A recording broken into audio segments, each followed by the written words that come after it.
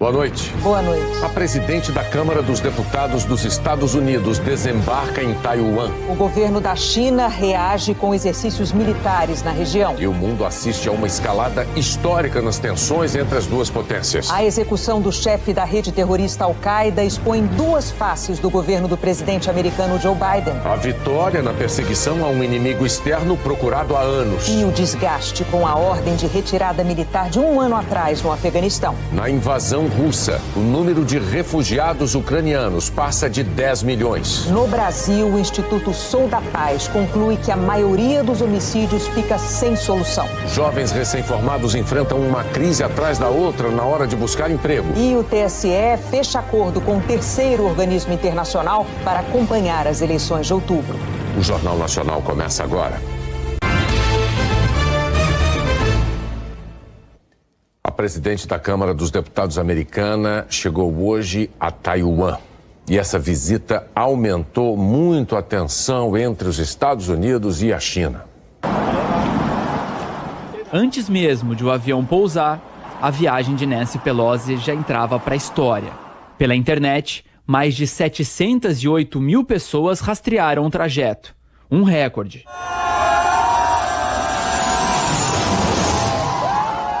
Em terra, uma multidão se reuniu na cabeceira da pista para receber, com festa, a comitiva dos Estados Unidos. Os americanos disseram que o objetivo da viagem é reafirmar o apoio e os acordos militares e comerciais com Taiwan. Para os chineses, a visita prejudica severamente a paz e a estabilidade na região. Nancy Pelosi é a presidente da Câmara dos Estados Unidos e a segunda na linha de sucessão presidencial. Com a visita de hoje, se tornou a maior autoridade americana a visitar Taiwan desde 1997, quando o outro presidente da Câmara, Newt Gingrich, também esteve por lá. A agenda oficial de Pelosi nessa viagem à Ásia previa visitas a Singapura, Malásia, Coreia do Sul e Japão.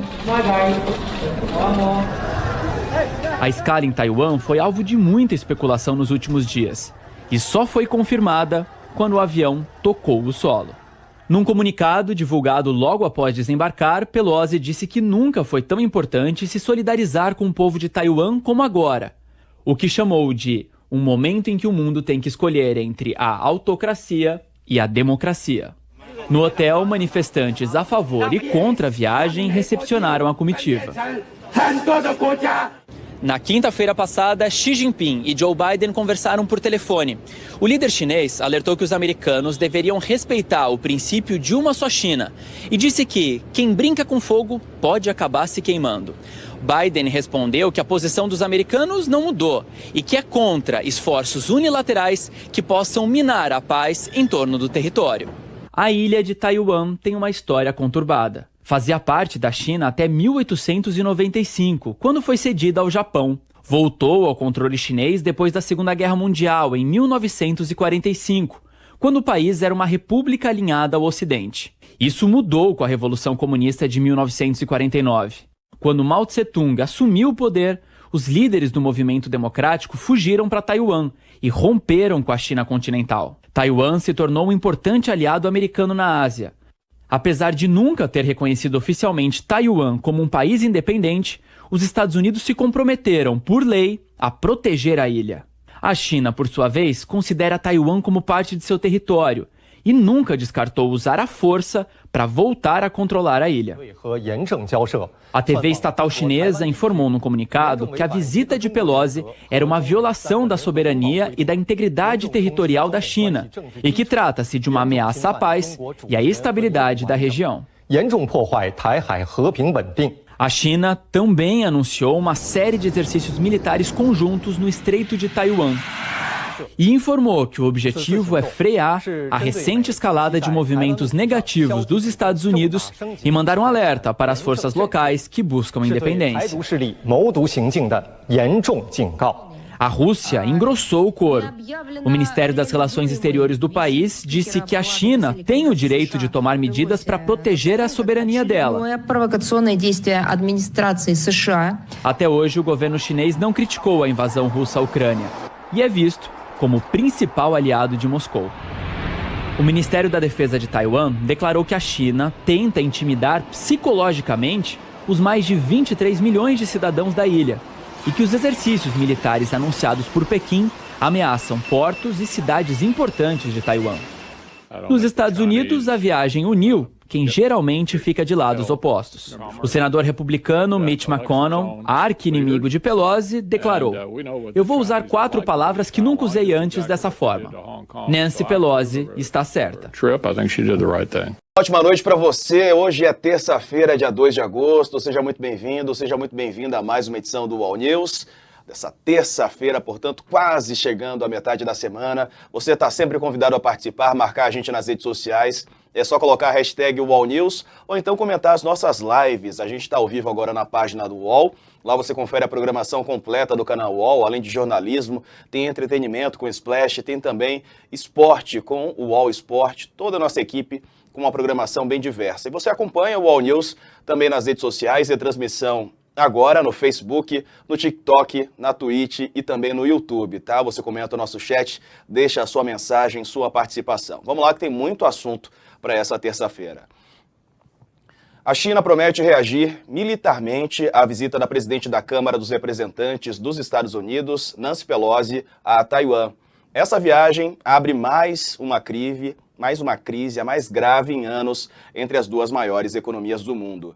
Tudo isso em meio à tensão já provocada pela guerra da Ucrânia, não é? Em que, ao apoio por parte da China, a Rússia, que também já declarou aí que considera uma provocação dos Estados Unidos essa viagem da representante norte-americana. Pelosi enfureceu a China, que considera a ilha uma província rebelde, né? Estou falando de Taiwan. Essa visita provocou um apoio maior da oposição nos Estados Unidos do que do próprio Democratas, né? O Democrata, que é o partido dela. Enquanto isso, o governo Joe Biden tenta conter os danos e tenta deixar claro que essa não é uma viagem de Estado e que foi decidida individualmente por Nancy Pelosi. Pelas redes sociais, a Embaixada da China no Brasil também se manifestou, foi pelo Twitter, vamos dar uma olhada na publicação da Embaixada da China aqui no Brasil, tá aí. Declaração do Ministério dos Negócios Estrangeiros da República Popular da China. Eles publicam uma nota aqui bem grande, tá? Só vou ler um pedaço, porque eles falam que, desconsiderando a forte oposição e sérias representações da China à presidência da Câmara, a presidente da Câmara dos Estados Unidos visitou a região chinesa de Taiwan. Essa é uma grave violação do princípio de uma só China e das disposições dos 3 comunicados conjuntos China-Estados Unidos. Isso tem impacto severo na base política das relações China-Estados Unidos e infringe seriamente a soberania e a integridade territorial. E aí segue com uma nota dura em relação à presença de Nancy Pelosi em Taiwan. Para falar mais sobre esse assunto, eu recebo aqui Daniele Aires, que é professora de Relações Internacionais, coordena também um grupo de estudos para assuntos.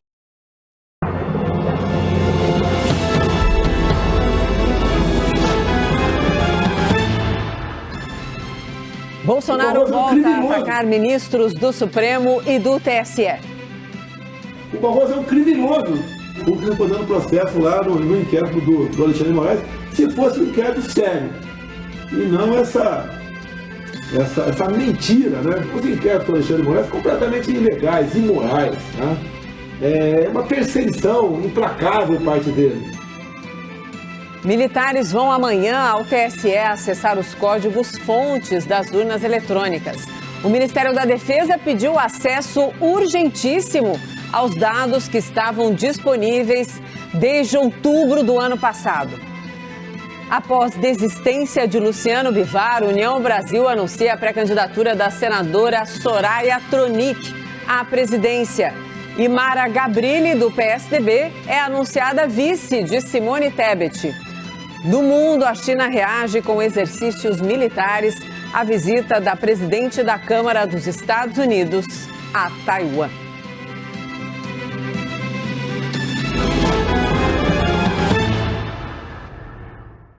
Olá, boa noite. Seja muito bem-vinda, seja muito bem-vindo também. E a gente começa assim, já falando direto de eleições. Porque os militares vão amanhã ao TSE acessar os códigos-fonte das urnas eletrônicas. Gente, essa polêmica está fortíssima o dia inteiro.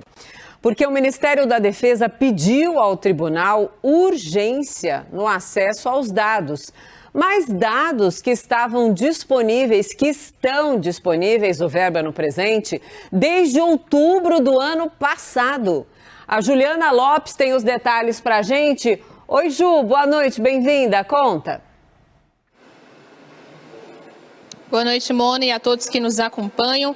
Pois é, hoje o Tribunal Superior Eleitoral atendeu então a esse pedido do Ministério da Defesa e o Ministério da Defesa já informou que amanhã, às 10 da manhã, os militares vão até o Tribunal Superior Eleitoral, nessa sala específica que fica no prédio sede do TSE, para ter acesso a essas informações. A gente lembra, o TSE começou a liberar o acesso aos códigos-fonte, que a gente lembra é o sistema do sistema eleitoral, né, o sistema de programação eleitoral, em outubro do ano passado. Várias entidades fiscalizadoras já fizeram essa inspeção dessa programação, Ministério Público Federal, Senado Federal, mas aparentemente o Ministério da Defesa deixou para a última hora. Isso veio à tona, toda essa polêmica, depois que o próprio Ministério da Defesa enviou ofícios com o pedido de acesso a essas informações, 2 pedidos especificamente de acesso aos código-fonte e também a informações das últimas eleições, 2014 e 2018.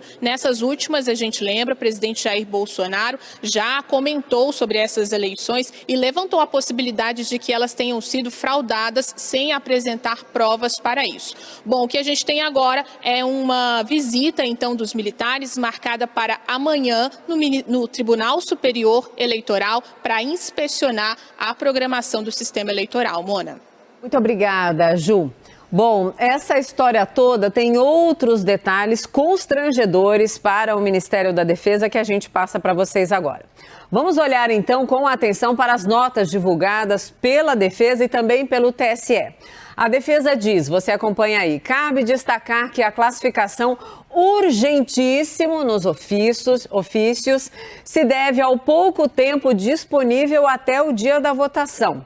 Ressalta-se ainda que o pedido ao TSE ocorreu agora, haja vista o início dos trabalhos das entidades fiscalizadoras a partir da reunião técnica de orientação feita pelo tribunal ontem, segunda-feira. Aí continua, o TSE diz que enviou ainda no ano passado um ofício, essa é a nota do TSE, um ofício para todas as entidades fiscalizadoras inspecionarem os códigos-fonte e que, como aconteceu com as entidades que já estiveram no tribunal, o TSE recebeu ontem o pedido das Forças Armadas. Aceitou prontamente e a inspeção, como a Juliana acabou de contar para a gente, será amanhã. A nota lista, prestem atenção nisso, as entidades que já estiveram no TSE, gente, para a inspeção dos códigos-fonte e também as datas. Vamos a algumas. Em 11 de novembro, então, do ano passado, quem foi lá? Partido Verde. O PV não inspecionou. Em dezembro do ano passado foi o Partido Liberal. O PL não inspecionou ainda. De 17 a 21 do 1 agora, desse ano, então de janeiro de 2022, a Controladoria Geral da União. E de 21 a 23 de fevereiro, o Ministério Público Federal. Tem também, de 21 a 23 de março, a Universidade Federal do Rio Grande do Sul. Bom, aí segue a lista de todo mundo que já inspecionou. Eu citei apenas alguns que não perderam, digamos, a agenda que estava liberada desde outubro do ano passado. Gustavo Uribe explica melhor essa história pra gente. Uribe, boa noite, querido, bem-vindo. Quanto mais nota do Ministério da Defesa, quanto mais vier a história, ele pior fica, porque nós estamos falando de um pedido de urgência, urgentíssimo, para algo que está disponível, eu repito, desde outubro do ano passado. Como assim, Gustavo Uribe? Boa noite, bem-vindo. Boa noite a todos, boa noite, Mona Lisa. Mostra a falta de conhecimento e familiaridade das Forças Armadas em relação ao nosso processo eleitoral. Inicialmente, o questionamento é de que haveria uma totalização de votos em uma sala secreta ou escura. A sala da totalização de votos no Tribunal Superior Eleitoral tem uma parede de vidro. Então, de secreta não tem nada, entra luz nela. Segundo, as Forças Armadas cobrando um novo teste público de segurança, que é aquele teste realizado 2 vezes pela Justiça Eleitoral, um em novembro e um em maio. A questão é que as Forças Armadas não compareceram no teste de maio, ou seja, cobrando um novo teste, mas nem compareceram a ele. E aí, quando houve a reunião, a última reunião do Comitê de Transparência da Justiça Eleitoral, o representante das Forças Armadas não ligou nem a câmera da reunião, ficou em silêncio durante toda a reunião. Então, o que a gente observa, Mona Lisa, é que um processo que deveria ser eminentemente técnico se transformou em um processo político. E quais são os bastidores disso? Um copo até aqui de mágoas das Forças Armadas por uma resolução do Tribunal Superior Eleitoral que colocou as Forças Armadas como observadoras do processo eleitoral, que fazem parte do Comitê de Transparência Eleitoral. Qual é a avaliação nas Forças Armadas? De que, na verdade, o ex-presidente do Tribunal Superior Eleitoral, que é o ministro Luiz Roberto Barroso, tentou colocar as Forças Armadas no processo e acabou colocando para tentar desarmar o presidente Jair Bolsonaro na crítica às urnas eletrônicas. Então se sentiram usadas e aí começaram um processo político. Inclusive a postura do ministro da Defesa, Paulo Sérgio Nogueira, é muito criticada, inclusive por alguns militares da ativa que atuam no Palácio Planalto, com quem eu converso há meses. Eles dizem e lembram que Walter Braga Neto, que é o ex-ministro da Defesa, não politizou tanto o caso. Deixou para Weber Portela, que é o representante das Forças Armadas no Comitê de Transparência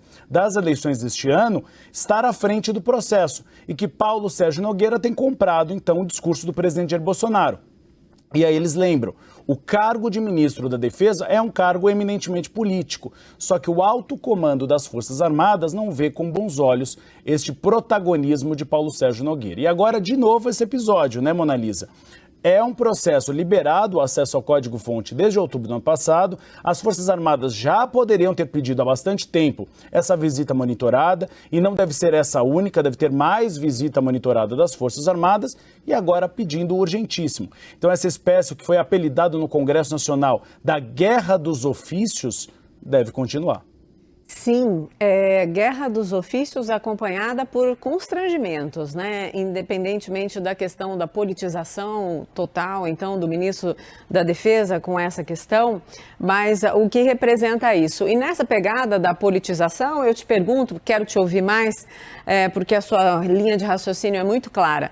Quando a gente vê esse tipo de coisa acontecendo, isso parece que é feito para o público que já apoia o presidente Bolsonaro, que já apoia esse tipo de pedido, esse tipo de pressão, veio a palavra, que funciona muito bem ali em grupos de apoiadores do presidente Bolsonaro. Teria essa finalidade, apesar do constrangimento imenso, então, agora do Ministério da Defesa, dizer para o país inteiro que não entende muito bem o calendário, Uribe? No Palácio Planalto tem 2 linhas distintas, viu, Mona Lisa, para explicar todo esse processo. A primeira, como você disse, cristalizar o voto daquele eleitorado mais radical de redes sociais. Só que a campanha reeleição hoje, conversando com alguns integrantes, era desespero total, porque já foi recomendado ao presidente Jair Bolsonaro parar de fazer ataque às urnas eletrônicas, porque isso não vira voto no eleitorado moderado.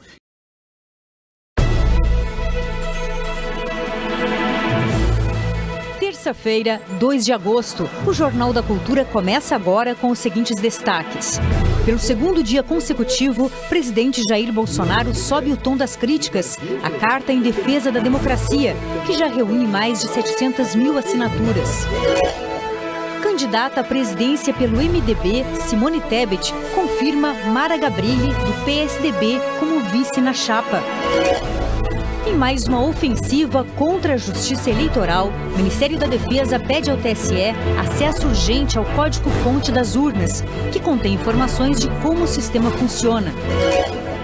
Ainda sem regulamentação, instituições financeiras já iniciam pré-cadastro de empréstimo consignado para beneficiários do Auxílio Brasil. Com escalada de casos de varíola dos macacos, o Ministério da Saúde recomenda a grávidas o uso de máscaras. Tensão elevada na Ásia. China promete reação, inclusive militar, após o presidente da Câmara dos Estados Unidos, Nancy Pelosi, desembarcar em Taiwan. Ilha é considerada por Pequim parte de seu território. Olá, boa noite. Na bancada de hoje temos a infectologista Rosana Richman, do Instituto Emílio Ribas e do Grupo Santa Joana, e o economista Gessner Oliveira, professor da Fundação Getúlio Vargas. E você pode participar fazendo comentários pelo Twitter na hashtag Jornal da Cultura. Mais uma chapa feminina foi lançada hoje. É a segunda dessa corrida presidencial e é formada por Simone Tebet, do MDB, e Mara Gabrilli, do PSDB. O nome da tucana foi confirmado em São Paulo.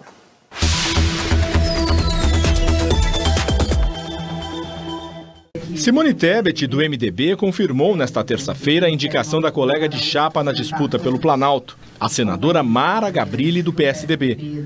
O nome da parlamentar ganhou força nos últimos dias após a desistência de outro tucano, Tasso Gereissati, em ocupar a vaga de vice. Eu estou lisonjeada, sabe, de ter uma mulher como a Simone me convidando para ser vice. Eu jamais imaginei que seria eu a responsável, a porta-voz, ao lado de Mara Gabrilli, para falar para o Brasil, que não é este Brasil que nós queremos.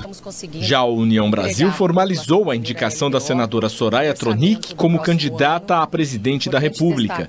Ela assumiu a vaga do deputado Luciano Bivar, que deixou a disputa no fim de semana para tentar a reeleição na Câmara dos Deputados. O nome de Soraya deve ser oficializado pelo partido na próxima sexta, último dia para realizar a convenção. Agradecer o convite ter sido escolhida para substituir nesse momento o presidente Luciano Bivar, que é uma tarefa muito difícil, porque Pernambuco chamou Luciano Bivar. Mais cedo, Jair Bolsonaro atacou pelo segundo dia seguido a Carta em Defesa da Democracia. Olha quem assinou as listas, banqueiros. Banqueiros estão contra o PIX.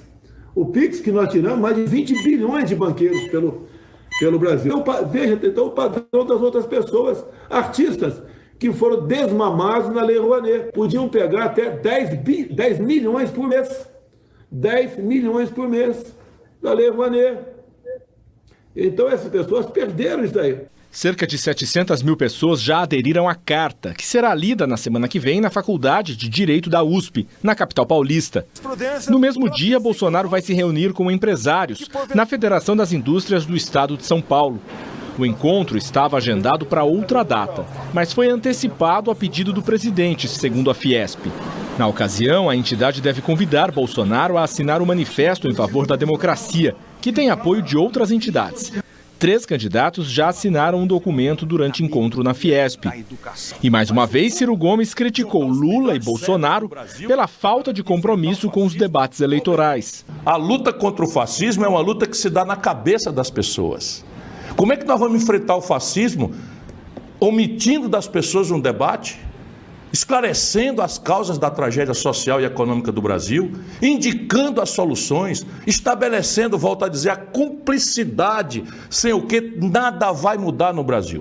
O ex-presidente Lula, do PT, participou hoje de um ato em Campina Grande, na Paraíba. Eu quero agradecer ao veneziano que, em nome do PMDB, resolveu, mesmo o PMDB tendo candidato a presidente, eles resolveram nos apoiar aqui no estado da Paraíba. Os pingos nos is. Jovem Pan. Muito boa noite, são 18 horas e 6 minutos em São Paulo, seja bem-vindo, já estamos no ar, começa aqui mais uma edição de Os Pingos nos Is. Hoje, terça-feira, dia 2 de agosto de 2022, estaremos juntos aqui até às 8 da noite, com o time completo reunido, com Augusto Nunes, comigo aqui no nosso estúdio em São Paulo, em Los Angeles, nos Estados Unidos, a Ana Paula Henkel, no Rio de Janeiro, Guilherme Fiuza, e no nosso estúdio em Brasília, José Maria Trindade. Vamos aos destaques.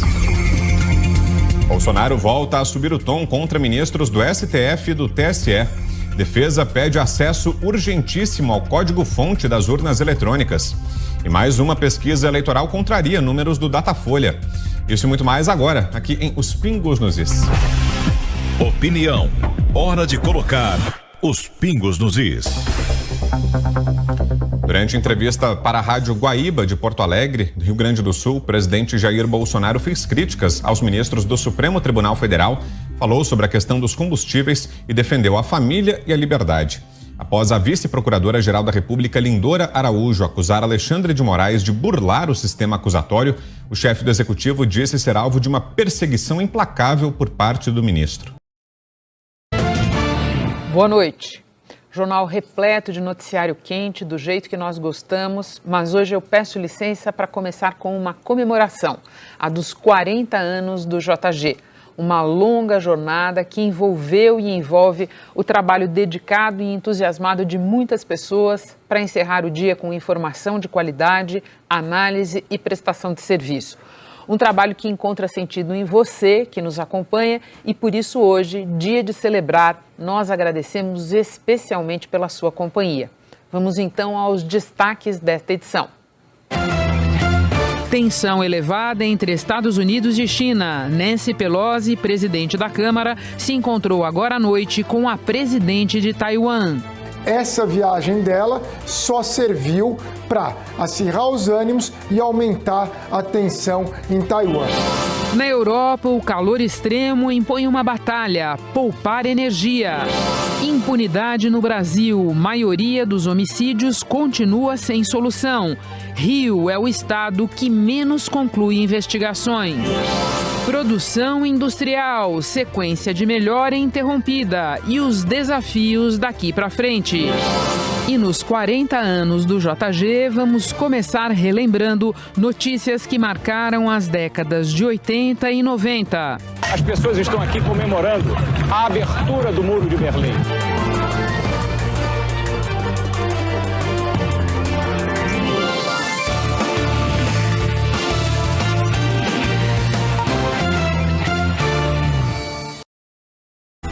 China anuncia exercícios militares como resposta à visita americana e considera uma provocação.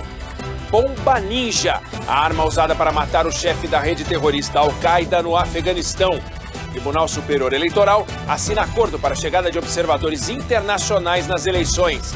Instinto paterno. Homem reage rapidamente e salva filho de atropelamento.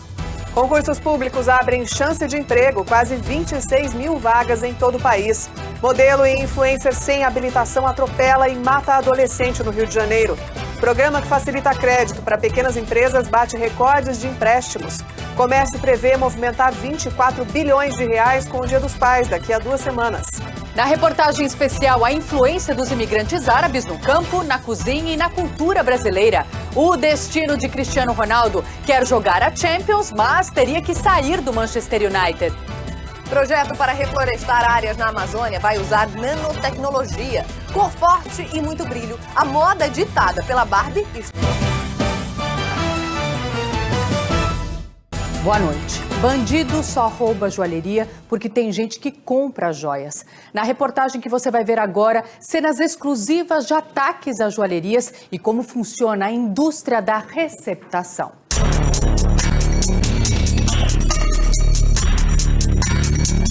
As imagens exclusivas mostram toda a ação da quadrilha. Repare que o shopping estava lotado. Famílias passam em frente à loja momentos antes do ataque. Um bandido aponta uma arma e anuncia o assalto. Um segundo criminoso monta uma metralhadora de fabricação caseira e ameaça as funcionárias. Elas são obrigadas a abrir a vitrine e os ladrões passam a pegar tudo que podem. Enchem sacos e mochilas. Logo, outros assaltantes chegam com um segurança feito refém. Em seguida, o grupo formado por pelo menos 7 ladrões assalta uma outra joalheria no mesmo shopping na zona leste de São Paulo. O assalto terminou com um segurança baleado no pé. Pelo menos 12 roubos a joalherias foram registrados esse ano em São Paulo, a maior parte em shoppings.